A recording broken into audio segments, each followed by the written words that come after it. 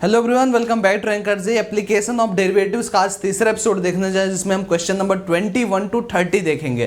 Question solve करने का तरीका आप सभी लोगों को पता है कि पहले आपको क्वेश्चन को एक बार रोक लेना है, खुद से आपको 5 से 7 मिनट ट्राई करना है, देन आफ्टर अगर आपसे नहीं बनता है तब आप जाके एक बार सोल्यूशन को विजिट करोगे, नहीं तो फिर कोई भी फायदा नहीं होता। जब हम डायरेक्ट सोल्यूशन को देखते हैं विदाउट अप्रोचिंग, तब वो चीज़ें हमें बाद में भूल जाती है, क्योंकि वहाँ पे हमारा जो ब्रेन है उतना एक्सरसाइज कर नहीं पाता है। तो आइए स्टार्ट करते हैं क्वेश्चन नंबर 21 से।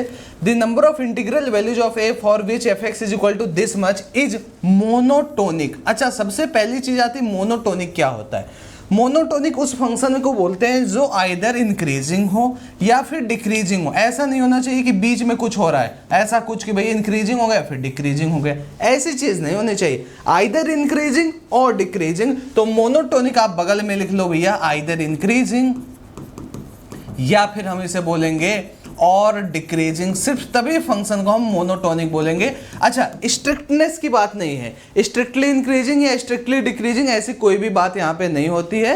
इंक्रीजिंग मतलब F dash x should be greater और इक्वल टू 0। अच्छा, स्ट्रिक्टली इंक्रीजिंग क्या, सिर्फ ग्रेटर देन 0 होता है, लेकिन सिर्फ इंक्रीजिंग की बात करें तो ये चीज होती है, और डिक्रीजिंग की बात करें तो ये। तो या तो ये हो या तो ये चीज यहाँ पे फुलफिल होनी चाहिए। तो इस फंक्शन को देखते थे, number of integral values of A for which this function is monotonic. तो मोनोटोनिसिटी चेक करने के लिए सबसे पहले हमें एफ डैश एक्स फाइंड करना होगा। तो जैसे ही फाइंड करते हैं आता है 3x square plus 2 times a plus 2x और प्लस 3a। ये हमारे पास बन गया एफ डैश एक्स। बहुत अच्छी बात है। अब ये जो एफ डैश एक्स है यार, ये या तो कंप्लीटली ग्रेटर और इक्वल टू 0 हो या तो कंप्लीटली लेस और इक्वल टू 0। अब आप बात समझो, this is a quadratic expression. ये क्वाड्रेटिक एक्सप्रेशन है, या तो फिर ये ऐसे हो सकता है ना, या तो ये ऐसे हो सकता है। क्यों? क्योंकि यहाँ पे ये जो लीडिंग कोफिशिएंट है this is greater than 0, it means इसका मुंह ऊपर की तरफ खुलेगा। और हमने बोला अगर हमें मोनोटोनिक बनाना है ना मेरे भाई, तो हमें करना क्या होगा, इसको या तो ये काम या तो ये काम। तो ये तो हो नहीं सकता कि पूरा का पूरा लेस और इक्वल टू 0, क्योंकि इसका मुंह ऊपर की तरफ है, लेकिन ये वाला काम जरूर से हो सकता है। तो ये काम हम कब करते हैं, ये वाला काम कब होता है, कोई भी क्वाड्रेटिक का ये ग्राफ बनने का मतलब है नो रूट्स, इट मीन्स यहाँ पे डिस्क्रिमिनेंट जो है लेस और इक्वल टू 0 होना चाहिए। ये भी चीज यहाँ पे फॉलो हो सकती है, इक्वलिटी भी हम यहाँ पे लगा सकते हैं। तो ये जो क्वाड्रेटिक, अगर हमने इसका डिस्क्रिमिनेंट लेस और इक्वल टू 0 कर दिया, मतलब ये जो एफ डैश एक्स है हमेशा ग्रेटर और इक्वल टू 0 होगा। यहीं से हम बता पाएंगे कि ये जो फंक्शन इंक्रीजिंग है और हम उसे बोलेंगे मोनोटोनिक है, हमेशा इंक्रीजिंग है। Is this clear to everyone? आगे बढ़ने की कोशिश करें। अब क्या कहानी भाई, यहाँ पे हमें एफ डैश एक्स को ग्रेटर देन 0 बनाना, तो ये कंडीशन हमने लगा ली, डी इज लेस और इक्वल टू 0। तो डी कितना है, बी स्क्वायर, तो 4 टाइम्स a प्लस 2 का होल स्क्वायर माइनस 4ac, तो 4 into 3 into 3a should be less और इक्वल टू 0। अच्छा, ये 4 कैंसिल आउट हो गया, तो a स्क्वायर प्लस 2 2 जा 4 plus 2a minus 9a should be less और इक्वल टू 0। तो थोड़ा सा इसे और सही करते हैं भाई, a square minus 7a, a square minus 7a और यहाँ पे प्लस 4 इज लेस और इक्वल टू 0। अब एक बार इसे कर लेते हैं सॉल्व। यहाँ पे तो कुछ सॉल्व होने रहा, 4 और 7 है। एक बार फिर से यहाँ पे क्रॉस वेरीफाई करते हैं। 3 आया, 2a प्लस 2 आया और यहाँ पे अगेन 3a आया, 5 गायब हो गया। b स्क्वायर तो 4 आया, a प्लस 2 का होल स्क्वायर माइनस 4ac, तो minus 4 into 3 into 3a fine is less और इक्वल टू 0। तो ये a स्क्वायर प्लस 4 प्लस यहाँ पे 4a आएगा, तो यहाँ पे ये मिस्टेक हो रहा था, ये हमने यहाँ पे 4a कर लिया। ये छोटी छोटी गलतियाँ हैं, इसे आपको अवॉइड करनी है। तो a square plus 4 minus 5a आ रहा है, यहाँ पे माइनस 5a है। अब शायद हमारा काम बन सके, क्योंकि यहाँ पे अब बन जाएगा a माइनस 4 और a माइनस 1 इज लेस और इक्वल टू 0। यहाँ पे अगर आप ध्यान से देखो तो ये क्या आ रहा है भाई, 1 आ रहा है, ये 4 आ रहा है, यहाँ पॉजिटिव, यहाँ निगेटिव, यहाँ पे पॉजिटिव। हमें चाहिए क्या भाई, d शुड बी लेस और इक्वल टू 0, मतलब हमें निगेटिव वाला चाहिए। तो 1 से लेके 4 तक यहाँ पे हमारा ये जो है a बिलोंग कर रहा है, ये a का ही तो इंटरवल है। तो a अगर 1 से लेके 4 तक बिलोंग करेगा तब हमारा d लेस और इक्वल टू 0 होगा, तब हमारा एफ डैश एक्स ग्रेटर और इक्वल टू 0 होगा, तब हमारा एफ एक्स मोनोटोनिक होगा। तो ये बैक लिंकिंग हमने की और काफ़ी अच्छा प्रोसेस है, काफ़ी अच्छा सवाल है, काफ़ी कॉन्सेप्ट को समझने के लिए। तो एक ही कितनी इंटीग्रल वैल्यू आ गई, 1 आ गई, 2 आ गई, 3 और 4, it means 4 will be the right answer. हम यहाँ पे ऑप्शन नंबर बी को मार्क कर देंगे। तो अच्छा सवाल था, आपका अगर कॉन्सेप्ट क्लियर होगा देन ही आप इसको अप्रोच कर सकते हो, अदरवाइज यहाँ पे ये अप्रोच होने लायक क्वेश्चन नहीं था। आगे बढ़ने की कोशिश करते हैं। Moving for question number 22, the number of critical points of F of x is equal to this much in 0 से लेके 6 पाई। क्रिटिकल पॉइंट्स क्या होते हैं कहोगे, जहां पे एफ डैश एक्स को हम 0 पुट करते हैं। एक बार खुद से आप ट्राई करो, खुद से जब तक सॉल्व नहीं करोगे कोई भी फायदा नहीं ब्लैक बुक सॉल्व करने का। तो एफ डैश एक्स हमने निकालना चाहे तो एफ डैश एक्स हमारा कितना निकलता है, यहां पे हम लगाएंगे Newton Leibniz theorem. Newton Leibniz theorem क्या कहता है भाई मेरे, कि जब भी आपको कोई फंक्शन, मान लो ये फाई एक्स है और ये आपका साई एक्स है और अंदर F of T D T है, अगर आपको इस वाले फंक्शन को डिफरेंशिएट करना है डी बाई डी एक्स से, तो क्या करते हैं, ऊपर वाले को डिफरेंशिएट करते D by D X of Sai x और इनटू करते यही साई एक्स इस टी के जगह पे, मतलब इस फंक्शन में रख देते हैं, तो एफ ऑफ साई एक्स आ जाता है। एक माइनस का साइन लगाते इस वाले भाई से आपको डिफरेंशिएट करते हैं D by D X of phi X into और यही उठा के इसके अंदर रख देते थे एफ ऑफ फाई एक्स। यही न्यूटन लेबनिज थ्योरम बोलता है। इससे क्या है, हम किसी भी डेफिनेट इंटीग्रेशन को डिफरेंशिएट कर सकते हैं। वही कॉन्सेप्ट का यूज हम यहाँ पे करें, क्योंकि हमें एफ डैश एक्स निकालना है और एफ डैश एक्स हमें सीधा सीधा नहीं मिलेगा, क्योंकि जब हम इसे डिफरेंशिएट करेंगे we have to apply Newton Leibniz theorem. तो ये क्या कहता है, इसको डिफरेंशिएट किया तो D by D X of X 1 आ गया और एक्स को टी के जगह रख दिया उस फंक्शन में, तो कॉस स्क्वायर एक्स माइनस यहाँ पे x टू द पावर 1/3 हो गया। अगेन 0 को किया 0 आ जाएगा, माइनस 0 इंटू कुछ भी करोगे 0 ही रहेगा, तो इसको हम निगलेक्ट करेंगे। प्लस यहाँ पे जब उसको किया तो 3/4 into 4/3 x to the power 1/3 आ गया है ना, और माइनस यहाँ पे आ जाएगा x/2 का 1/2, बाकी वहाँ पे गेम खत्म है। तो एफ डैश एक्स हमें मिल रहा है basically cos square x minus x to the power 1/3। Okay, और ये कितना मिल रहा है, प्लस ये गायब, x to the power 1/3 minus 1/2। तो एफ डैश एक्स की जो कहानी मिली that is cos square x minus 1/2।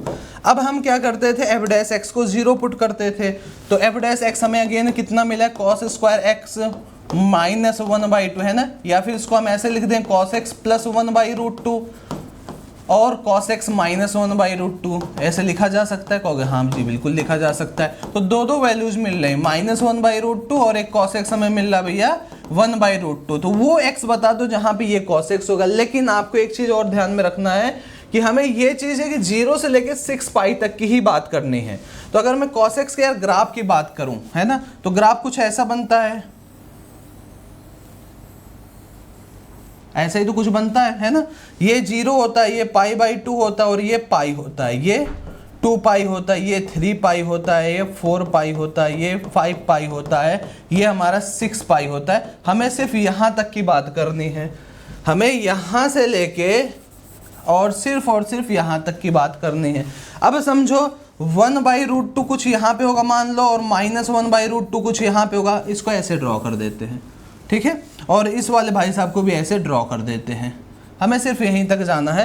अब समझ लो कितने पॉइंट्स आ रहे हैं जहाँ पे हमें वैल्यूज मिल रही है। एक यहाँ पे 1/√2 मिल रहा है, 1, 2 point, 3 point, 4 point, 5 point, 6 point, उस वाले पे जाना ही नहीं, 6 पाई उधर जाना ही नहीं है ना। और फिर यहाँ पे पॉइंट यहाँ पे भी मिल रहा होगा, माइनस 1/√2 वाली कहानी, ये हो गया, ये हो गया, बस 1, 2, 3, 4, 5, 6, 7, 8, 9, 10, 11, 12 पॉइंट हमें मिल रहे हैं। तो हम 12 का आंसर यहाँ पे टिक कर देंगे। It means option number D is correct, है ना। तो इजी है, अगर आपको थोड़े बहुत कॉन्सेप्ट पता है तो definitely you will be able to solve this problem also, है ना। तो 22 भी हो गया।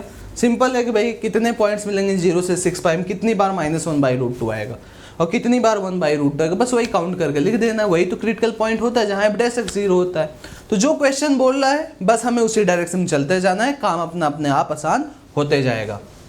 Okay, moving for question number 23, देखते हैं क्या कहता है। Let f x is equal to minimum of this for x is greater equal to 0 less और equal to 1 then the maximum value of F of x is. ठीक है, ये दोनों ग्राफ हमें पहले तो प्लॉट करना होगा। अच्छा, सबसे पहले अगर हम बात करें y is equal to 5x² 4 की, तो ये बहुत आसानी से हम प्लॉट कर सकते हैं। I hope so. क्या करना है भाई इसमें, सिंपली हमें भाई ऐसे ही direct y equal to x square वाला ग्राफ है, कुछ इस तरीके से इसको प्लॉट कर देना, बस बात खत्म। y equal to 5x square by 4, upward parabola है, निगेटिव भी नहीं, काम खत्म हो गया। अब दूसरा वाला क्या है, y is equal to half minus 3x square by 4। इसे हम कैसे प्लॉट करेंगे, क्योंकि ये कुछ ऐसा लिखा हुआ है, देखो ये कुछ इस तरीके का है। इट मीन्स पहले तो ये जो इसका फेस है this will be downward facing है ना, कहोगे बिल्कुल सही बात है भाई। और दूसरी चीज हमें यहाँ पे क्या दिख रही है कि भाई ये y वाले जो पार्ट है ये शिफ्टेड है अपवर्ड शिफ्टेड है विथ 1/2। तो 1/2 से हमने यहाँ पे शिफ्ट कर दिया और इसका मुंह नीचे की ओर खोल दिया, बस इतनी सी बात है और कहीं कोई बात नहीं है। ये पॉइंट हम लिख देंगे 0,1/2 बस। अरे जो काम वहाँ पे होने वाला था, अब y जब 1/2 रहेगा तब हमारा x 0 आएगा, जब y 1/2 रहेगा तब x 0 आएगा। यहाँ जब x 0 था तब y 0 आता था। इन दोनों का थोड़ा सा हम इंटरसेक्शन पॉइंट निकाल सकते हैं क्या, बिल्कुल निकाला जा सकता है, दोनों को इक्वेट कर दो और क्या। 5x square by 4 is equal to half minus 3x square by 4, तो ये आएगा तो 8x square by 4 is equal to 1/2, 2 2 जा 4, x square is equal to 1/4, x आ गया भैया प्लस माइनस 1/2 है ना। तो ये है पॉइंट 1/2 और ये है नहीं, ये माइनस 1/2 और ये वाला पॉइंट है 1/2, बहुत अच्छी बात है। ठीक है, अब हमें चाहिए मिनिमम, दोनों में मिनिमम आप यहीं से निकाल पाओगे। ये वाला देखो, ये जो मैं अभी रेड से करता हूँ उसे आप ध्यान देना, मिनिमम ये आते जा रहा है आते जा रहा है आते जा रहा है आते जा रहा है आते जा रहा है। अब यहाँ से ये वाला पोर्शन हटाओ, ये वाला मिनिमम हो गया है ना, ये मिनिमम है अभी भी, और इसके बाद देन अगेन ये वाला मिनिमम है। फाइन, ये सट के बनेगा, बस मैं थोड़ा सा डिफ्रेंशिएट करने के लिए कुछ इस तरीके से कर रहा हूँ ताकि आप समझ पाओ। So red portion is giving the graph of F of x. Final ये ग्राफ है हमारा। Is this clear to everyone? अब क्या कहानी भाई, हमें क्या चाहिए, maximum value f of x की। तो आपको इस पूरे ग्राफ में मैक्सिमम कहाँ पे दिख रहा है, क्योंकि -1/2 पे और 1/2 पे, यही तो सबसे ऊपरी किनारा है, यही तो है। कहीं भी निकालोगे वैल्यू सेम आएगी, 1/2 किसी भी ग्राफ में रख दो, आप इसमें रख सकते हो कि आप इसमें, क्योंकि इंटरसेक्ट कर रहे दोनों की वैल्यू सेम आएगी। तो x इक्वल टू 1/2 इसमें रखा तो 5/4 इंटू 1/2, 2 जा 4, तो 5/16 आंसर आ गया। ना विश्वास आप इसमें रख लो, 1/2 माइनस 3/1/4, 4 जा 16, तो 16 है यहाँ पे, तो ये हो जाएगा 8 माइनस 3/16, तो कितना आ जाएगा 5/16, हमेशा 5/16 आएगा। सो हम यहाँ पे जा सकते हैं with option number D, that is 5/16 है ना। तो इजी प्रॉब्लम था। अगर आपको बेसिक कर्व्स के आइडियाज हैं, बेसिक ग्राफ्स आपको आते हैं, तो डेफिनेटली आप इस प्रॉब्लम को बहुत आसानी से सॉल्व कर सकते हो। तो आई होप क्वेश्चन नंबर 23 भी आपसे अच्छे से हो गया होगा, इवन हर बच्चे ने कर लिया होगा। Fine, moving for question number 24, देखते हैं ये क्या कहता है। Let F of x is equal to this much has relative maximum at X is equal to -2, then complete set of values B can take is. Relative maximum मतलब कि सब में मैक्सिमम, जो अगल बगल पड़ोसी वगैरह सबसे मैक्सिमम है सिर्फ और सिर्फ एक्स इज इक्वल टू -2 पे, then complete set of values of B can take is. ठीक है, सबसे पहले यार हमें एफ ऑफ एक्स ड्रॉ करना चाहिए, आई थिंक है ना। एफ ऑफ एक्स ड्रॉ करेंगे तभी काम बनेगा। ध्यान से समझना मेरे भाई, एफ ऑफ एक्स लिखा क्या है, y इज इक्वल टू, ये एक फंक्शन लिखा है और यहाँ पे एक फंक्शन लिखा है, और ये है जब x -2 नहीं है। फाइन, और ये है, अच्छा ये देखिए यहाँ पे मिस प्रिंट है, तो मैं यहाँ पे सुधारूंगा, जब ये x इज इक्वल टू -2 है। Fine, x is equal to -2 पे, तो सबसे पहले मैं ऊपर वाला ग्राफ ड्रॉ करना चाहूंगा, है ना। तो चलो ऊपर वाले को हमने g ऑफ x मान लो बोल दिया है, क्या है 2 minus mod x square plus 5x plus 6।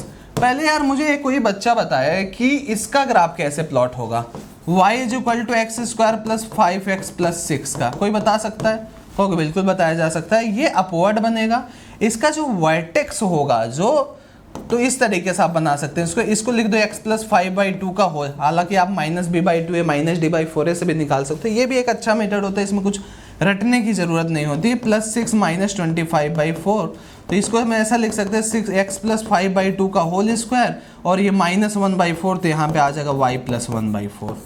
ये देखो बेसिकली हमारे पास इक्वेशन लिखा हुआ है। अच्छा, जब भी आप इस तरीके का कैलकुलेशन करते थे एक बार रफली आप मिला लिया करो, क्योंकि एग्जाम में मोस्ट प्रोबेबली चांसेस होते हैं कि गलत हो जाए। तो इसका ग्राफ अगर सिर्फ आपको प्लॉट करना होता तो आप कैसे प्लॉट करते हैं, देखो ध्यान से, ये है y plus 1/4 is equal to X plus is equal to X plus 5/2 का होल स्क्वायर। इसका जो वर्टेक्स दिख रहा है हमें साफ साफ -5/2 1/4, यही तो वर्टेक्स है। कहोगे बिल्कुल सही बात, ध्यान से समझना, मैं आपको सब सिखा रहा हूँ। ब्लैक बुक मेरा यहाँ पे सॉल्व कराने के यही मतलब है कि भाई आप सारी चीज़ें सीखो, बस बहुत डीप में हम नहीं जा पाएंगे हर बार क्योंकि टाइम उतना नहीं होता है ना। -1/4 दोनों को जीरो करते हैं, वहीं से हमें वर्टेक्स मिल जाता है, या फिर कैपिटल वाई मान लो कैपिटल एक्स मान लो, वहाँ से भी आप कंपेयर कर सकते हो।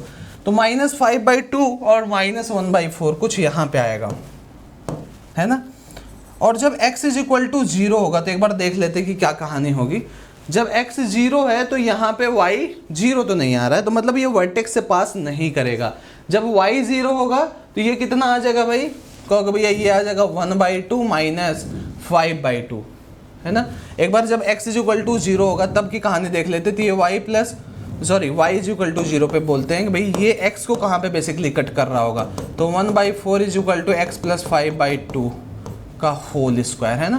तो ये आ जाएगा +-1/2 और ये आ जाएगा x प्लस 5/2। एक बार -1/2 होगा is equal to x plus 5/2। -3 और -2 पे कट करेगा। इतना लंबा ना सॉल्व करके हम डायरेक्ट रूट वाले से भी देख सकते हैं, इसको कंपेयर कर सकते हैं, क्योंकि ये जो क्वाड्रेटिक लिखा है क्या है, x प्लस 3 x प्लस 2 ही तो लिखा है। ये जो क्वाड्रेटिक है बेसिकली x प्लस 3 और x प्लस 2 लिखा है, इसके जो रूट्स होंगे वहीं x को कट करेगा, -3 और -2 पे करेगा। तो उतना लंबा हमें नहीं जाना है। इवन वो इक्वेशन अगर मेरे सामने यहाँ पे लिखी होगी तो हमें डायरेक्ट हिट कर जाता है, लेकिन हमने थोड़ा सा अपना टाइम वेस्ट किया है यहाँ पे 1 से 1.5 मिनट का। फाइन, तो इसको थोड़ा सा एक्सटेंड में कर लेता हूँ। ये कुछ इस तरीके का ग्राफ बन रहा होगा, ये y पे यहाँ पे ऐसे जा रहा होगा, है ना। तो ये जो ग्राफ है ये -3 पॉइंट है और ये -2 पॉइंट है आपका। Is this fine. तो ये अभी जो ग्राफ बना है ये सिर्फ इसका बना है। अभी हमें क्या लगाना है, इसमें मॉड लगाना है, तभी तो gx देखो ध्यान से यहाँ पे g ऑफ x बेसिकली क्या है 2 minus mod x square plus 5x plus 6। अभी हमने ग्राफ किसका बनाया, only x square plus 5x plus 6 का। जैसे ही मॉड लगाओगे ये ऐसे ऊपर चला जाएगा, है ना। ये पॉइंट कौन सा था भाई, कहोगे भैया ये था 1/4 माइनस के साथ, तो ये 1/4 ऊपर भी चला जाएगा, ये 1/4 ऊपर भी चला जाएगा। ये वाला जो वर्टेक्स है ऐसे जो यहाँ पे गया है ये ऐसे ना जाके थोड़ा सा ऊपर से इससे जाएगा, ये ऐसे जा रहा होगा कहीं, है ना। क्योंकि ये जब आप यहाँ पे x को 0 पुट करोगे तो ये जो 25/4 -1/4 करोगे तो ये आता है 6, तो ये 6 पे कट कर रहा होगा। ये वाला जो पॉइंट दैट विल बी 0,6, है ना। अरे भाई जब x को हमने 0 पुट किया था ये y plus 1/4 is equal to 25/4 आया, तो y इज इक्वल टू आया 24/4 दैट इज 6, तो ये 6 होगा, ये 1/4 ही है। बहुत अच्छे। अभी हमें क्या करना है, इसमें भी 2 माइनस कर देना है ना। जैसे ये क्या कहानी है कि g of x minus 2 is equal to minus, पहले तो इसमें हम माइनस का मल्टीप्लाई करेंगे। अब समझो माइनस का मल्टीप्लाई करने पे क्या चेंज आता है, जैसे आपने x को कुछ भी रखा वैल्यू तो सेम आएगी, है ना। बस दिक्कत क्या होगा, वो वैल्यू निगेटिव में बदल जाएगा, तो हमें यही ग्राफ को नीचे लाना पड़ेगा। तो मैं फिर से एक फ्रेश ग्राफ यहाँ पे ड्रॉ करने जा रहा हूँ। अब जो हमारा फाइनल ग्राफ बन रहा होगा, ध्यान से समझना, ये कुछ नीचे आ जाएगा। जैसे ये ऊपर है इसका मिरर इमेज, चलो मैं इसमें आपको रेड से बताता हूँ कैसा बनेगा। ये कुछ इस तरीके से जाएगा, ये कुछ इस तरीके से आएगा और ये कुछ इस तरीके से चला जाएगा। मतलब कि जस्ट इसका अपोजिट एक्स एक्सिस में हम मिरर इमेज ले लेंगे, क्योंकि जो वैल्यू हमें x इक्वल टू -2 पे मिल रही होगी या फिर x equal to this much पे मिल रही होगी, अब वही निगेटिव में मिलेगा। अब ये कहानी जो है मैं इसको यहाँ पे कर देता हूँ, चलो ठीक है, समझो। अब हमें इसमें क्या करना है, 2 से ऊपर भी शिफ्ट करना है। समझो ध्यान से इस बात को कि भैया ये जो हमारे पास अभी ग्राफ बन गया ये इस तरीके से और ये यहाँ पे इस तरीके से, ये वाला पॉइंट कितना है हमारा, क्योंकि भैया ये वाला पॉइंट है -6, 0,-6 और ये है अभी -1/4। अब हमें इसे 2 से ऊपर शिफ्ट करना है, तो 2 से जैसे ही ऊपर शिफ्ट करेंगे तो ये ग्राफ हमारा कुछ इस तरीके का दिखेगा। देखो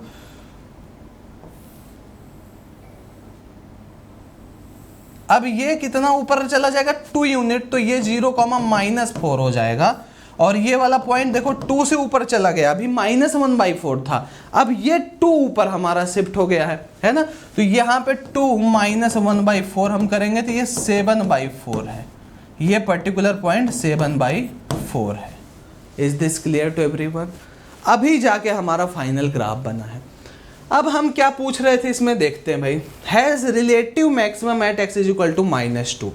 ठीक है भाई, x इज इक्वल टू -2 पे ये कह रहा है रिलेटिव मैक्सिमम होना चाहिए। अब समझने की कोशिश करो भाई, -2 पे जो वैल्यू है यहाँ पे, ये वाला पॉइंट है, यही तो है -2, यहाँ पे ये -2, ये -3 था। अब कह रहा है कि -2 पे हमेशा मैक्सिमम वैल्यू हमें मिलनी चाहिए। तो क्या हमें अभी -2 पे मैक्सिमम वैल्यू मिल रही है? कहोगे नहीं भाई, क्योंकि ये तो हमने 2 यूनिट ऊपर शिफ्ट कर दिया ना।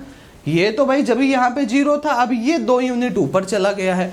तो जब ये 0 से 2 यूनिट ऊपर गया होगा तो ये पॉइंट कितना होगा? कहोगे ये 2 होगा, है ना।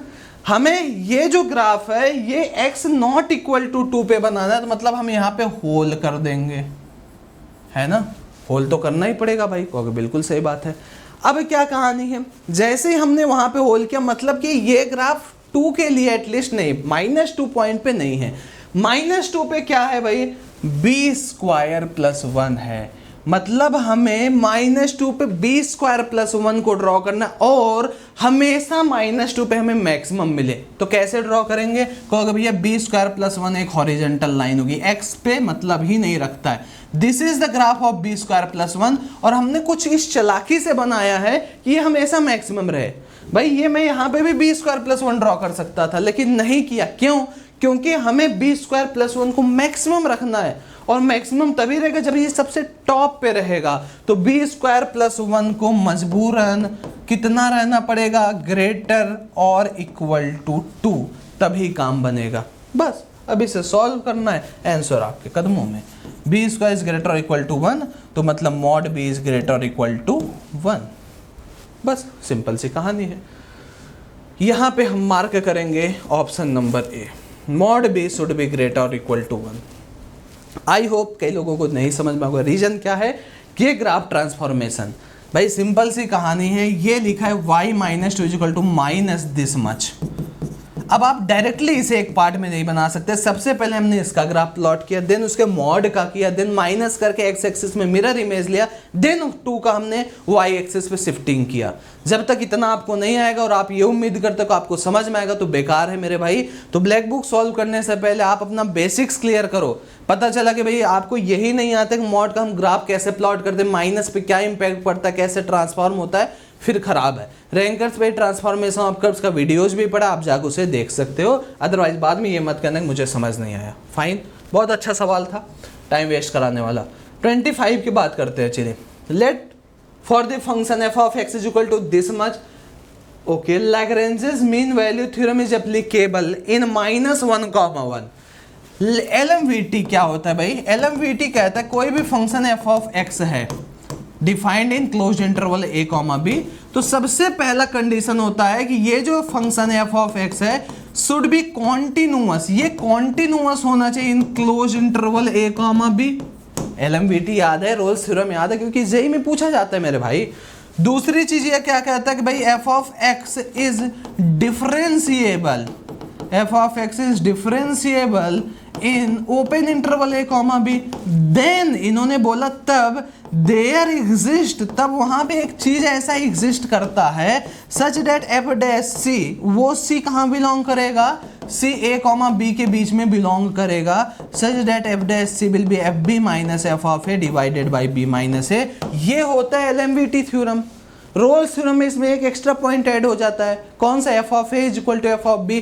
तब हमारा f डैश c 0 होना चाहिए। एक ऐसा c a, b के बीच में बिलोंग करेगा जहां f डैश c 0 होगा। अब कहानी देखते हैं भाई कि क्या होने वाली है।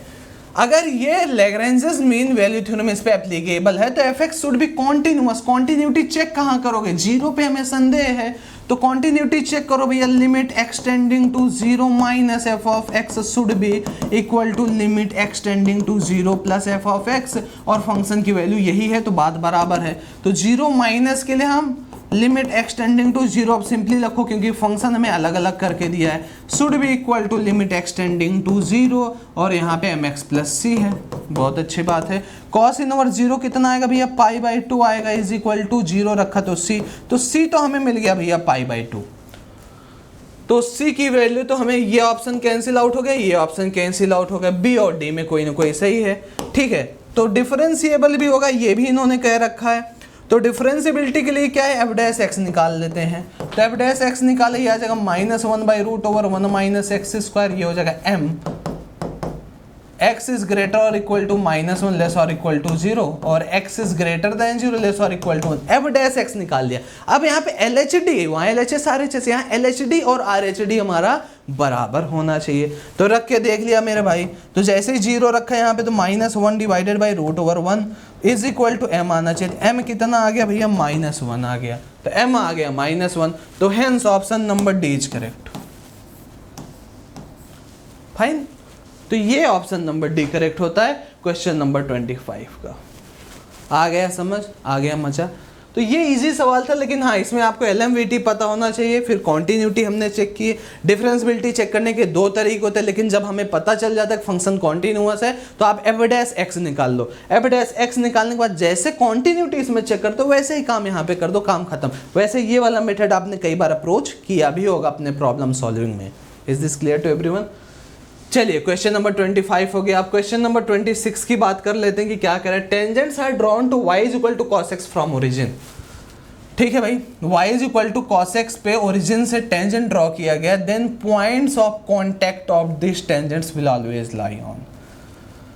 अच्छा जी, मतलब ये ओरिजिन है और ये cos x है, यही तो होगा। तो यहां से टेंजेंट ड्रॉ किया गया, फाइन। ये पॉइंट कौन सा होगा, 0,0 होगा। Tangents are drawn to from origin, ठीक है। पॉइंट ऑफ कांटेक्ट मान लिया ये है x1, y1, और ये ग्राफ किसका है, y is equal to cos x का है, ठीक है। From origin points of contact of this tangent will always lie on, मतलब कि लोकस निकालना है, ये जो पॉइंट है, ये जो पॉइंट है, इसका लोकस निकालना है। तो लोकस के लिए जो कंडीशंस है पहले उसे अप्लाई कर लेते हैं, फिर जो हमें एक्स्ट्रा मिल रहा है उसे एलिमिनेट करते हैं। यही मेथड होता है लोकस सॉल्व करने का, करते हैं, है ना। तो ये ध्यान से देखिए, अगर हम इसका टेंजेंट का इक्वेशन लिखना चाहें तो लिखा जा सकता है ना, बिल्कुल लिखा जा सकता है भाई। y इज इक्वल टू कितना, क्योंकि भी यहाँ पे आप, एक तो ये तरीका है देखो, है ना, और एक तरीका हमारे पास क्या है कि हम dy/dx अगर यहाँ से निकालते हैं, dy/dx कितना आ जाएगा, -sin x आ जाएगा, है ना। और x1 y1 पे कितना आ जा रहा है, क्योंकि भैया ये आ जाएगा -sin x1, है ना। स्लोप मिल गया और पॉइंट हमें एक पता है यहाँ पे x1 y1 है। तो ऐसा भी काम कर सकते हैं भाई कि यहाँ से हमने टेंजेंट ड्रॉ किया भाई, यहाँ से हमने x1 y1 से मान लो टेंजेंट सपोज ड्रॉ किया, तो स्लोप हमने बता दिया इसका कितना होगा x1 y1 पे। और दूसरी चीज़ अगर इक्वेशन लिखनी है तो जब स्लोप और पॉइंट पता है तो लिखा जा सकता है y minus y1 equal to m, तो m है sin x1 x minus x1। और चूंकि ये ओरिजिन से कहा है ड्रॉ करने का, मतलब कि ये टेंजेंट ओरिजिन से पास कर रहा होगा। भाई हम किसी जनरल पॉइंट का ही तो लिख सकते हैं, अब ओरिजिन से कहाँ पे टेंजेंट ड्रॉ है कहाँ पे नहीं, हम कैसे बाहर से हम टेंजेंट की इक्वेशन नहीं लिखते हैं। इक्वेशन ऑफ टेंजेंट हमेशा हम उस कर्व के पॉइंट से लिखते हैं। तो we can't use here y minus 0 is equal to m x minus 0। हमें जो कर्व पे पॉइंट है, हमें किसी भी इक्वेशन जब टेंजेंट निकालते हैं तो बाहरी चीज से नहीं निकालते हैं, हम इस पे जो पॉइंट होता है, मान लें यहाँ x1 y1, हम यहीं से टेंजेंट निकालते हैं। तो y minus y equal to m x minus x1। Slope कैसे निकालते हैं, dy/dx करके निकालते हैं, उस कर्व को डिफरेंशिएट करते हैं, ये पॉइंट रखते हैं तो वहां से स्लोप मिलते, तो वही काम हमने किया। लेकिन इन्होंने बोला कि ये ओरिजिन से ड्रॉ हो रहे हैं, तो ओरिजिन से ड्रॉ रहे तो मेरे भाई ओरिजिन से पास भी करेगा ये टेंजेंट। अब 0,0 रख लो, y को 0 x को 0 रखा, तो minus y1 equal to minus sine x1 into x हो गया, है ना। गलत हो गया, ये x को 0 रख लेते हैं, माइनस x1 यहाँ पे हो गया, ये गायब, एक माइनस अगेन अभी बचा है, तो y1 is equal to x1 sign x1, या फिर यहाँ माइनस यहाँ पे अलग से लगा लेते हैं। ये हो गया भाई। अब एलिमिनेट करने के बारे, क्योंकि साइन x हमें कहीं भी दिख नहीं रहा है, तो क्या करते हैं भाई, यहाँ पे y is equal to cos x, मतलब y1 is equal to cos x1 है, क्योंकि x1 y1 तो इसी कर्व पे लाई कर रहा है, तो y1 की वैल्यू मिल गई भाई। अच्छा एक बात बताओ, कॉस स्क्वायर x1 ये समझ लो लोकस का क्वेश्चन है, जिसको लोकस आता होगा बड़ा अच्छे से रिलेट कर पा रहा होगा, जिसको नहीं आता होगा वो समझ ही नहीं पा रहा होगा चल क्या रहा है। ये 1 होता है ना। अब चीज़ें कई लोगों को समझ में आ रही होंगी, भाई ये सब चीज़ें सोची कहाँ से जा रही, भाई हमें लोकस में यही काम करना होता है कि जो गिवन उसे अप्लाई किया और जो नहीं आता हमें हम उसे एलिमिनेट करेंगे किसी भी तरीके से, और लास्ट में h कॉमा के या x1 y1 जो भी आपने माना है that will be going to replaced by x comma y। तो यहाँ कॉस स्क्वायर x1 जगह y1 स्क्वायर रखा, प्लस साइन स्क्वायर x1 कितना हो जाएगा, ये कहोगे y1 square by x1 square हो जाएगा, y1 square by x1 square हो जाएगा, ये y1 है ना, इज इक्वल टू 1। तो y1 square 1 plus 1 by x1 square is equal to 1, तो मतलब 1 plus 1 by x1 square is equal to 1 by y1 square. So this is the answer 1। कौन सा ऑप्शन कोई दिख रहा है? ये ऑप्शन आई थिंक दिख रहा है, option number C is correct, hence C will be the right answer. तो ये कहीं से भी मुझे एओडी का सवाल एटलीस्ट नहीं लगा, सिर्फ इतना कि dy बाई डी एक्स यहाँ पे यूज हो रहा है। तो जो बच्चे ने कोऑर्डिनेट ज्योमेट्री में लोकस वाले प्रॉब्लम्स नहीं सॉल्व किए होंगे they will be unable to solve this question. इसीलिए जेई में ऐसे ही क्वेश्चन पूछे जा रहे हैं जहाँ पे हर टॉपिक का यूज है। तो अगर आप किसी भी पर्टिकुलर टॉपिक में वीक हो तो डेफिनेटली आपसे प्रॉब्लम्स नहीं बनने जा रहे हैं। क्वेश्चन नंबर 26 भी हो गया। 27 की चलिए बात कर लेते हैं भाई। क्या करें, least natural number A, least natural और इंटीजर ये सब में फर्क तो पता ही होगा आपको। For which this is greater then 2 for all x should be greater than 0। बहुत सोच समझ के देखो यार, कदम रखना पड़ता है ना, ऐसे ही थोड़ी। x plus A by x square should be greater than 2, ये है ठीक। ये हो जाएगा भैया x cube plus A minus 2x square divided by x square should be greater than 0। भाई एक बात बताओ, क्या ये हमेशा ग्रेटर देन 0 है? कोई मेरे को बताए, क्या ये हमेशा ग्रेटर देन 0 है फॉर x ग्रेटर देन 0? कहोगे भाई नीचे वाला तो है, इतना तो हम साफ साफ देख के बता सकते हैं, this is greater than 0, this is greater than 0। ये भी हो जाता तो मजा आ जाता है ना। तो मान लिया ऊपर वाले को फंक्शन है f of x is equal to, अब इसका ऑपरेशन करते हैं भाई। ये हम सोचते हैं कि ये ग्रेटर देन 0 हो जाए, और वही लीस्ट नेचुरल नंबर ये बताना है जिसके लिए पॉसिबल हो। कैसे बताया जाए कि ये ग्रेटर देन 0 है? एफ डैश एक्स अगर हमने निकाला तो ये होता है भैया 3x स्क्वायर माइनस 2 2 जा 4x है ना।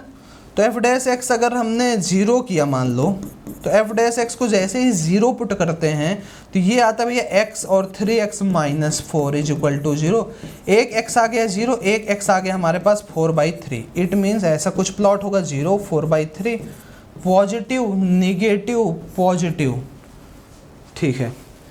समझो ध्यान से, 0 के उधर ये डिक्रीजिंग है इंक्रीजिंग है दोनों है, लेकिन 4/3 पे माइनस से प्लस जा रहा है, तो 4/3 is point of minima.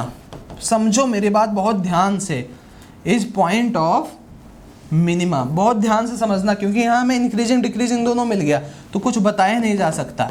It means ये जो कर्व है हमारे पास एफ ऑफ एक्स, जो भी कर्व है ये चाहे जैसे भी बने, लेकिन जब x 4/3 होगा तो ये मिनिमम होगा।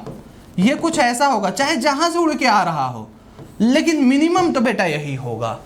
हो सकता है कुछ ऐसा बन रहा हो कि भैया ऐसा कुछ बन जा रहा हो कि ये 4/3 पे ये वैल्यू आ रही हो हमारे पास, लेकिन होगा तो मिनिमम। अगर हमने ये चालाकी किया कि f ऑफ 4/3 को हमने कह दिया ग्रेटर देन 0 है, तो since 4/3 is the only minimum of f of x, और वही हमने बोल दिया कि वहीं भी वो फंक्शन ग्रेटर देन 0 है, तो वो तो हमेशा पॉजिटिव रहेगा ना। समझो मेरी बात, फिर से समझो भाई, एफ ऑफ एक्स हमारे पास एक फंक्शन है, मान लो कुछ ऐसा बन रहा होगा है ना, और हमने कहा कि ये 4/3 पे मिनिमम मिल रहा है, सबसे बड़ा मिनिमम यही है हमारे पास, मान लिया। हालांकि इतना नहीं नीचे जाएगा, 1 2 3 4 पॉइंट है ही नहीं, सिर्फ 3 ही हमारे पास पॉइंट बनेंगे, तो मान लिया सपोज ये मिनिमम है। तो यहाँ पे हम करेंगे भाई अगर ये मिनिमम ग्रेटर देन 0 होगा, बाकी किसी को सोचना ही नहीं है। तो बिल्कुल सही बात। तो हमने ऐसा चालाकी किया कि f(4/3) को बेटा अगर तुमने ग्रेटर देन 0 कर दिया तो फिर तो तुम्हारा काम हो गया, क्योंकि ये हमेशा fx तब पॉजिटिव ही आएगा, क्योंकि वो मिनिमम पॉइंट पे आपने सबसे बड़ा कर दिया, नीचे वाला पॉजिटिव है ही। तो अब हम क्या करते हैं, f(4/3) निकालते हैं। तो 4 4 जा 16, 4 जा 16 चौक 64, 27 माइनस 4 चौक 16 दूनी 32 divided by 3 त्रिके 9 plus a should be greater than 0, है ना। अब सॉल्व भी करना पड़ेगा यार। 64/27 है माइनस 32/9 है और प्लस a ग्रेटर देन 0 है। तो कैसे सॉल्व करूं अब मैं, लिख लिया भैया 27 64 माइनस 3 2 जा 6 96 प्लस 27 a।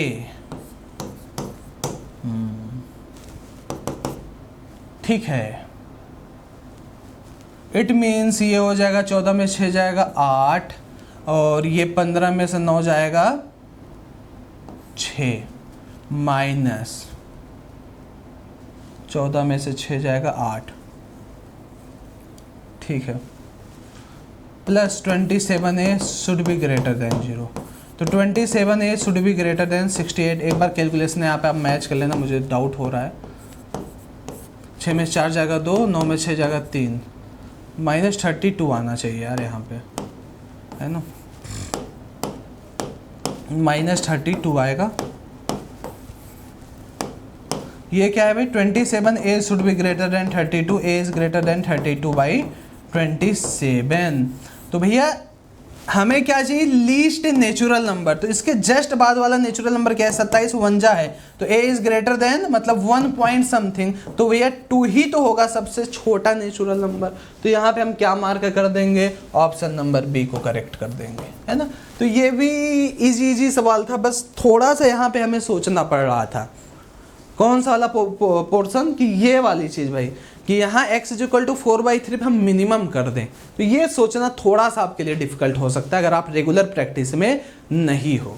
तो क्वेश्चन नंबर 27 भी डन हो गया मेरे भाई। अब आता है क्वेश्चन नंबर 28 की बात। ये क्या कह रहा है, इसे भी देख लेते हैं।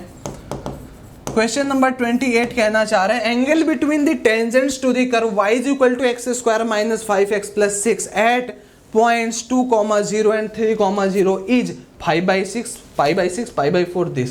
Angle between the tangents to the curve at points 2, 0 and तो भाई एंगल निकालेंगे, सबसे पहले m1 स्लोप निकालते हैं। m1 निकालेंगे तो कितना आ जाएगा, 2x - 5। सबसे पहले हमने क्या किया, चलो मान लो dy/dx निकाल दिया, है ना।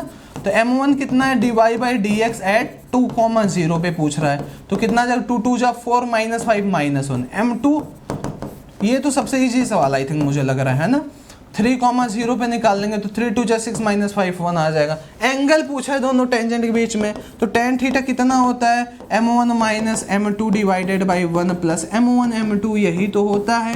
कहोगे बिल्कुल। तो -1 - 1 डिवाइडेड बाई 1 -1 मतलब कि 1/0 मतलब अनडिफाइंड मतलब π/2, sin π/2 cos π/2, बिल्कुल π/2 will be the right answer. Option number D is correct. तो ये इजी सवाल था आई थिंक आपके लिए। बस आपको एक फॉर्मूला याद रहना था, m1 m2 निकालना था, काम खत्म। चलिए मूविंग फॉर क्वेश्चन नंबर 29। देखें ये क्या कहना चाहते हैं भाई साहब, difference between the greatest and least values of the function f of x is equal to this much. अच्छा dt यहाँ तक है, okay. In the interval 0, 2 pi is k pi, then k is equal to, okay fine. यहाँ पे क्या करना है हमें, सबसे पहले तो हमें f ऑफ x जो दिया हुआ है, ये दिया है 0 to x और ये है भैया हमारा cos² t plus cos t और +2 और dt। अब समझो हमें लीस्ट और ग्रेटेस्ट वैल्यू की बात करनी, तो भैया ये सब कहाँ से आता है, हमें क्या करना होता है, क्योंकि भैया हमें करना होता है डिफरेंशिएशन। f' को 0 पुट करो, क्रिटिकल पॉइंट्स निकालो, प्लस से माइनस, मैक्सिमा माइनस से प्लस मिनिमा, वो भी नहीं पॉसिबल तो डबल डेरिवेटिव निकालो, तो लग जाओ काम पे, देर किस बात की है। तो f' अगर हमने निकाला तो ये क्या मिल रहा है, कहोगे भैया इसको डिफरेंशिएट किया तो 1 अगर उसको अंदर पुट कर दिया, cos² x plus cos x + 2। समझो मेरी बात ध्यान से, ये मिला है तो आप अगर ध्यान से देखने की कोशिश करोगे मेरे भाई, ये जो फंक्शन एफ डैश एक्स है, थोड़ा सा तुम इस चीज को ऑब्जर्व करो, थोड़ा सा भैया, ये 2 है, ये एक पॉजिटिव क्वांटिटी है। अरे कॉस एक्स ज्यादा से ज्यादा कितना कम हो सकता है, -1 तक बेचारा हो सकता है। ये भैया अपनी औकात दिखाएंगे तो सिर्फ -1 तक दिखाएंगे, और जब ये -1 दिखाएंगे ये +1 हो जाएंगे यार। तो ये मतलब हमेशा एफ डैश एक्स हमें ग्रेटर देन 0 मिलना, बड़ा स्ट्रिक्ट है एकदम भैया, स्ट्रिक्ट है। It means F of x is strictly increasing, हमेशा इंक्रीज कर रहा है भैया एफ ऑफ एक्स, मतलब कि एफ ऑफ एक्स कुछ इस तरीके से जा रहा है, बढ़ते जा रहा है भाई साहब, है ना। तो भैया ये समझो एफ ऑफ एक्स की बात हमें करनी 0 से लेके 2 पाई पे, तो 0 पे होगा ये यहाँ पे, अगर मान लो, है ना, या फिर इस तरीके से, चलो मैं यहाँ पे एग्जैक्ट ही बना देता हूँ। अगर ये भाई साहब 0 पे कुछ यहाँ पे हैं, तो भैया 2 पाई पे कुछ बढ़ ही रहे होंगे, यहाँ पे कुछ होंगे। तो अगर हमें ग्रेटेस्ट और लीस्ट, ध्यान से समझना है कॉन्सेप्ट, ग्रेटेस्ट और लीस्ट बताना और हमें पता चलेगा फंक्शन इंक्रीजिंग है, तो ऑब्वियसली जो ग्रेटेस्ट वैल्यू मिलेगी वो हमें मिलेगा कहाँ पे, x इज इक्वल टू 2 पाई पे, बीच में कहीं मिल ही नहीं सकता, because this is always increasing. और आप समझो अगर हमें लीस्ट वैल्यू की बात करनी है तो हमें डेफिनेटली ये x इज इक्वल टू 0 पे ही मिलेगा, क्योंकि इस इंटरवल की बात कर रहे हैं। -π/2 से करते तो शायद -π/2 पे हमें मिलता, है ना। तो ये x इज इक्वल टू 0 पे ग्रेटेस्ट वैल्यू, लीस्ट वैल्यू मिलेगी 2 पाई पे, मैक्सिमम वैल्यू मिलेगी। अब समझो, अब हमें ये लीस्ट और ग्रेटेस्ट कहाँ से निकालना होता है, यहाँ से कहोगे नहीं यार f(x) की बात करनी होती है, तो भैया f(0) निकालना, तो कैसे निकालोगे, कहोगे 0 रख देंगे x को, तो 0 से 0 जाओगे तो वैल्यू हमेशा 0 ही होगी, f(0) 0 मिल गया। f ऑफ अगर हमें निकालना कितना 2 पाई, तो f ऑफ 2 पाई निकालेंगे तो ये कर देंगे 0 से लेके 2 पाई, और ये देखो एक छोटा सा इंटीग्रेशन है हमारे पास, बहुत ही बच्चों वाला इंटीग्रेशन है। पहले डिस्ट्रीब्यूट कर लेंगे cos स्क्वायर 2t को cos 2t वाले फॉर्मूले में बदल देंगे, cos t का डायरेक्ट आप कर सकते हो, 2 का आप डायरेक्ट कर सकते हो, और डायरेक्टली जब आप इसे सॉल्व करोगे तो जो आंसर आएगा, मान लो सपोज k पाई आ गया, k पाई -0 करना, k पाई मान लो यहाँ पे 8 पाई आया, तो k इज इक्वल टू 8 आप आंसर करोगे। तो फटाफट इस वाले इंटीग्रेशन को सॉल्व करो और आंसर बताओ। I think the answer will be the C option, that is 5। हर बच्चे को इसका इंटीग्रेशन आना चाहिए यार, 0 से लेके 2 पाई cos square t plus cos t plus 2, है ना। तो जब भी difference between greatest and least values की बात करता है तो हमें यही फाइंड करना होता है, कहीं बीच में तो कुछ नहीं है भाई। ऐसा भी तो कभी कभी ग्राफ बनता है, ऐसा मान लो गया यहाँ से, ये इस तरीके से, देखो ये ऊपर है और ये नीचे है, और ये कुछ इस तरीके से हो गया, फिर इस तरीके से है। तो मान लो हमसे यहाँ से पूछा गया, ये मान लो k1 पॉइंट है, ये k2 पॉइंट है, तो आप f of k2 minus f of k1 नहीं करोगे, क्योंकि जो मैक्सिमम है वो तो यहाँ कुछ मिल रहा है, मिनिमम तो हमें कुछ यहाँ मिल रहा है। तो आप आंख बंद करके नहीं कर सकते हो, आपको पहले ये जानना होगा कि इस फंक्शन का नेचर कैसा है, देन उसके बाद ही आप काम कर सकते हो।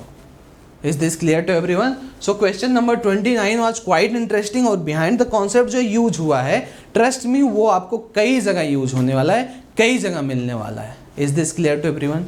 आज हमने क्वेश्चन सॉल्व कर लिए 9:43 मिनट्स में। चलिए एक क्वेश्चन हमारे पास और बचा हुआ है। ये क्वेश्चन यार देखो, मैं थोड़ा सा कहूँगा कि एक्स्ट्रा ऑर्डिनरी हो गया है ना, क्योंकि इसको आप या तो हिट एंड ट्रायल मेथड से करो, या तो फिर आपके पास उतना स्ट्रॉन्ग नॉलेज हो। आप एक कॉन्सेप्ट याद करो यार, मैं अगर आपसे कहूँ, जैसे समझो ये फंक्शन दिया, the range of the function, तो रेंज हम कैसे बता पाएंगे इस फंक्शन का? ऐसे आंख बंद करके तो बता नहीं पाएंगे। तो कहोगे आप मिनिमम वैल्यू हमें पता चल जाए 0 π/2 में, और हमें मैक्सिमम वैल्यू पता चल जाए। क्लियर? एक तो देखो, इन सवाल को अगर आपको कुछ नहीं आता है, आप बहुत वीक हो पढ़ने में, तो यार मैक्सिमम टाइम जब भी ऐसा सवाल देता है ना, तो हमें बीच वाला पॉइंट जनरली नहीं मिलता है। अगर आपसे कुछ नहीं हो रहा है, आप π/2 निकालो, f ऑफ 0 निकालो, दोनों को डिफरेंस दे दो। इनमें डिफरेंस पूछा है ना, रेंज पूछा है तो रेंज वही लिख दो, करेक्ट हो जाएगा, है ना। इसके पहले भी हमने उसी तरीके से किया, लेकिन कई बार क्वेश्चन में गलत भी हो जाता है भाई, रीजन के बीच में हमें मैक्सिमम मिनिमम मिल जाता है। अब समझो जैसे ये वाला यार f ऑफ थीटा है ना, यहाँ पे sin θ/θ है और प्लस θ/tan θ। हम यहाँ पे यार f डैश थीटा निकालेंगे तो ये चीज़ें बड़ी कॉम्प्लेक्स हो जाएंगी, उतनी आसानी से हम इसे नहीं निकाल पाएंगे कि एफ डैश थीटा को 0 रख दिया हमें सारी चीज़ें मिलती गई, नहीं हो पाएगा। आप इसे ट्राई करोगे, बहुत लेंदी प्रोसेस होने जा रहा है। तो बेटर ये होगा कि हम इसे अगर देख के बता दें कि क्या ये इंक्रीजिंग फंक्शन है या फिर ये डिक्रीजिंग फंक्शन है। अच्छा, कैसे पता चलता है कोई भी फंक्शन इंक्रीजिंग या डिक्रीजिंग है? जैसे सपोज मैं आपको एग्जांपल देता हूँ, ये फंक्शन इंक्रीजिंग आपको दिख रहा है ना, क्यों? बिकॉज जैसे जैसे मैं x को बढ़ा रहा हूँ, ये देखो y बढ़ रहा है। अभी यहाँ एफ ऑफ x1 होगा, है ना, यह x2 है मान लो, तो यहाँ देखो एफ ऑफ x2। तो जैसे जैसे मैं x को बढ़ाऊंगा मेरा y भी उसी हिसाब से बढ़ता जाएगा। अगर यही फंक्शन बेटा देखो डिक्रीजिंग होता, इस तरीके का होता, तो जैसे जैसे मान लो x1 यहाँ पे है तो मुझे fx1 कुछ यहाँ पे मिलता है ना, x2 यहाँ पे है बेटा तो मुझे fx2 कुछ यहाँ मिलता। तो जैसे जैसे बेटा मैं x1 को बढ़ा रहा हूँ, x को बढ़ा रहा हूँ, वैसे मेरा y घट रहा है। तो जब x के बढ़ाने से y बढ़े तो हम उसे इंक्रीजिंग फंक्शन, जब x के बढ़ाने से y घटे तो उसे हम डिक्रीजिंग फंक्शन बोलते हैं। यही चीज़ यहाँ से भी लागू होता है कि जब इंक्रीजिंग फंक्शन होता है, जैसे x2 यहाँ पे x1 से बड़ा है, तो जैसे ही f लगा दोगे, मतलब ये वाला फंक्शन लगा दोगे, तो इसका ये चेंज नहीं होता, इनइक्वलिटी ये सेम रहता है। देखो fx2 fx1 से बड़ा है, और यहाँ पे अगर आप देखने की कोशिश करोगे, यहाँ पे तो x2 x1 से बड़ा है ना, लेकिन जब डिक्रीजिंग फंक्शन रहता है तो ये इनइक्वलिटी चेंज हो जाती, fx2 लेस देन fx1 हो जाता है। देखो ना, fx2 is less then f of x1। ये बड़ा ही इंपॉर्टेंट कॉन्सेप्ट है इंक्रीजिंग डिक्रीजिंग फंक्शंस में। फाइन, तो यही चीज़ अगर आप ध्यान से यहाँ पे देखो तो कैसे बताया जाए फंक्शन इंक्रीजिंग या डिक्रीजिंग। शायद आपने एक रिलेशन पढ़ा होगा, ये हर बच्चे को याद होता है, स्टैंडर्ड बुक्स आप अरिहंत या सिंगेज की भी देखते हो, तो वहाँ पे एक टॉपिक होता है एओडी में ही, comparison of function using calculus, पढ़ाया भी जाता है comparison of function using calculus, ये चीज़। अब समझो यहाँ पे क्या हम बताते हैं भाई, जैसे कोई फंक्शन sin x और tan x, उसको कंपेयर करो, x और sin x है उसको कंपेयर करो। जैसे मैं आपसे पूछूं यार, जैसे sin x है, क्लियर है, ये बताओ x बड़ा होता है या x greater then sin x होता है या फिर x is less then sin x होता है? मतलब जैसे जैसे वैल्यूज बढ़ाते जाते हैं क्या होता है भाई? जैसे sin x के ग्राफ की अगर आप बात करो कुछ इस तरीके से बनता है ना जी, ये π/2 हो गया, ये 0 हो गया। जैसे x को बढ़ा रहे हैं तो y क्या sin x बढ़ता है या फिर घटता है? क्योंकि भाई ये तो समझ में आ रहा है कि x बढ़ाने से sin x बढ़ रहा है, तो वो तो फंक्शन की बात हो गई। लेकिन यहाँ पे वे वैल्यू की बात कर रहा है x की, यहाँ पे sin x1 और sin x2 की बात नहीं हो रही, यहाँ पे फंक्शन के x की बात हो रही है। x को बढ़ रहे हैं, जैसे x मान लो 0.2 रखा है, तो 0.2 बड़ा हो गया या फिर उसकी वैल्यू बड़ी हो गई, ये कंपेयर करना बड़ा मुश्किल होता है। तो इसको कंपेयर करने का मैं आपको तरीका बता देता हूँ, है ना, ध्यान से समझना, फिर मैं इसका भी यूज आपको सिखाऊंगा। ये मैंने यहाँ पे क्यों प्लॉट किया, ताकि आपको ये वाला क्वेश्चन हमेशा के लिए आपके दिमाग में एकदम बैठ जाए। जैसे भाई कोई function f of x is equal to x है और f of x is equal to sine x है, हमें ये कंपेयर करना है कि x greater than 0 less than π/2 में कौन सा बड़ा है, x बड़ा है या फिर साइन x बड़ा है। फाइन, ये हमें बताना है। तो कंपेयर करने के लिए आप एक डिफरेंस क्रिएट कर लो, f of x is equal to हमने बोल दिया, चलो एक नया फंक्शन बनाते हैं g ऑफ x, दोनों का डिफरेंस ले लो, x माइनस साइन x हो गया, क्लियर, डिफरेंस ले लिया, यही तरीका होता है। g डैश x निकाल ली तो ये क्या आता है, 1 माइनस कॉस x आता है। आप ध्यान से समझो, ये जो g डैश x है मेरे भाई, cos x की वैल्यू -1 से 1 होगी, है ना, 2 तो होगा नहीं या 1.5 तो होगा नहीं, तो -1 से 1 के बीच में जब भी आप cos x को कुछ भी रखोगे -1 से लेके 1 के बीच में, तो आप हमेशा एक चीज पाओगे कि ये वैल्यू जो हमेशा पॉजिटिव आ रही है, it means g dash x is always greater than 0, it means g of x is increasing, g of x is increasing. बात सही है। तो जब हम x ग्रेटर देन 0 की बात कर रहे हैं, x इज ग्रेटर देन 0 मान लो बोल दिया, तो g जब लगाएंगे तो क्या होगा फंक्शन, क्या ये इनइक्वालिटी चेंज होगा? कहोगे जी नहीं, चेंज तो नहीं होगा, g 0 ही रहेगा। तो g ऑफ x की अगर हम बात करते हैं, ये हो गया कहाँ हमारा g ऑफ x है, ये है x minus sine x, x minus sine x रख लिया, शुड बी ग्रेटर देन 0 रखा, 0 माइनस 0, 0 आ गया, x हमेशा साइन x से बड़ा होता है। तो यही चीज मैं आपको समझा रहा हूं कि जब थीटा साइन थीटा और टेन थीटा की बात आती है तो थीटा साइन थीटा से बड़ा होता है, लेकिन जब आप थीटा माइनस टेन थीटा करके उसी तरीके से निकालोगे तो ये लेस होता है। Is this clear to everyone? तो यहाँ पे हमें ये चीज़ मिलती है sine theta by theta is less than 1, है ना। और यहाँ पे देखो थीटा बाई टेन थीटा, मतलब थीटा के नीचे टेन थीटा, ये भी लेस देन 1 है, दोनों ही लेस देन 1 है। तो आपको ये जो एफ ऑफ थीटा है, आप थीटा कुछ भी बढ़ाते जाओ, कुछ भी करते तो दोनों लेस देन 1, हमेशा ये घटती हुई वैल्यूज देगा। आपको विश्वास नहीं तो मैं यहाँ पे आपके लिए ग्राफ लेके आया हूँ, है ना, कि f of theta is equal to ये साइन थीटा बाई थीटा का ग्राफ है, और यहाँ पे ये थीटा बाई टेन थीटा का ग्राफ है। तो ये पाई बाई 2 वाला पॉइंट है, उसी तरीके से पाई बाई 2 यहाँ पे इसका कुछ होगा। तो जैसे ही हम लोग थीटा बढ़ा रहे हैं ये वैल्यू घट रही, डिक्रीजिंग है, ये भी देखो डिक्रीजिंग है 0 से पाई बाई 2 के बीच में। साइन थीटा बाई थीटा भी डिक्रीजिंग है, थीटा बाई टेन थीटा भी डिक्रीजिंग है।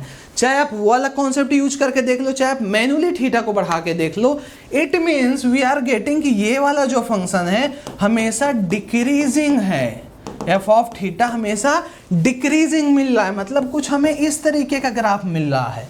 और ये बात हमें करनी 0 से पाई बाई 2 पे, 0 पे मान लो कुछ ये होगा, पाई बाई 2 पे कुछ ये होगा, अरे तो 0 पे मैक्सिमम होगा, पाई बाई 2 पे मिनिमम होगा।